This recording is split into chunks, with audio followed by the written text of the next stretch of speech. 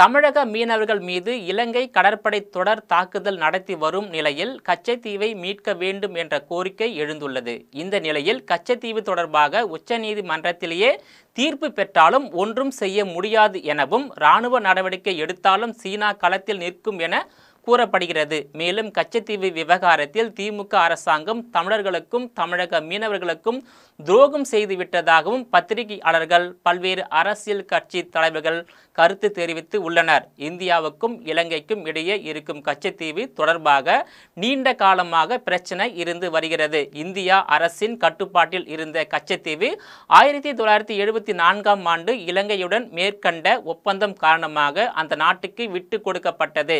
கடந்த காலங்களில் தமிழ்நாட்டை சேர்ந்த மீனவர்கள் அங்கு வலைகளை காய வைப்பது உள்ளிட்ட பல்வேறு மீன்பிடி நடவடிக்கைகளுக்காக பயன்படுத்தி வந்தனர். தொடர்ந்து கச்சைத்தீவு இலங்கைக்கு தாரை வார்க்கப்பட்ட நிலையில் தற்போது அதுவே தமிழக மீனவர்களுக்கு பெரும் தலைவலியாக மாறியுள்ளது.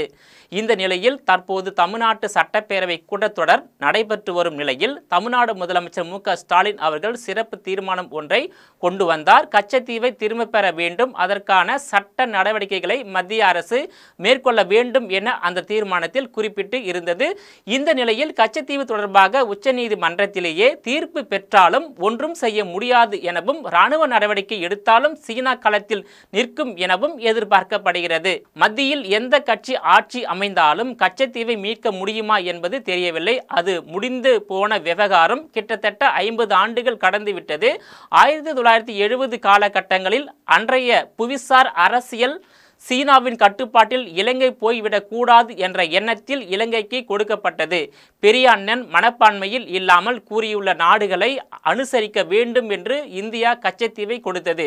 சுற்றியுள்ள நாடுகள் பாகிஸ்தான், சீனா எல்லைகளை விரிவாக்கம் செய்யும் பணிகளில் ஈடுபட்டு வருகிறது. கடல் பிராந்தியத்தில் அவை கால் பதிக்க கூடாது என்பதற்காக கச்சைத்தீவு கொடுக்கப்பட்டது எனவும் அது முடிந்து போன விவகாரம் என்றும் நாடாளுமன்றம் ஒப்புதல் இல்லாமல் கொடுக்கப்பட்டாலும் உச்சநீதிமன்றத்தின் தீர்ப்பு வந்தாலும், அதாவது கச்சைத்தீவை மீட்கலாம் என உச்சநீதிமன்றம் தீர்ப்பளித்தாலும் அதனை இலங்கை ஏற்றுக்கொள்ளுமா என்பது கேள்விக்குறியாக உள்ளது.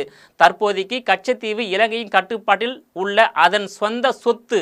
அரை நூற்றாண்டுகள் கடந்துவிட்டது. உச்சநீதிமன்றம் தீர்ப்பை கொடுத்தாலும் அதை ஒன்றும் செய்ய முடியாது. இராணுவ நடவடிக்கை ஒன்றே தான் வழி, ஆனால் அதுவும் முடியாது. இந்திய இராணுவம் கச்சைத்தீவில் கால் வைத்தால் இலங்கைக்கு ஆதரவாக சீனா வந்து நிற்கும். 10 ஆண்டுகள் காங்கிரஸ் கூட்டணி அரசில் பங்கு வைத்த திமுக அவ்வளவு நாள் என்ன செய்தது என்றும் தமிழக அரசியல் களத்தில் பரபரப்பாக பேசுபொருளாக மாறிவிட்டது. நேயர்களே, மீண்டும் இது போன்ற மற்றொரு நிகழ்ச்சியில் சந்திக்கிறேன். அதுவரையில் உங்களிடமிருந்து விடைபெறுவது நான் உங்கள் விஜயபாலன்.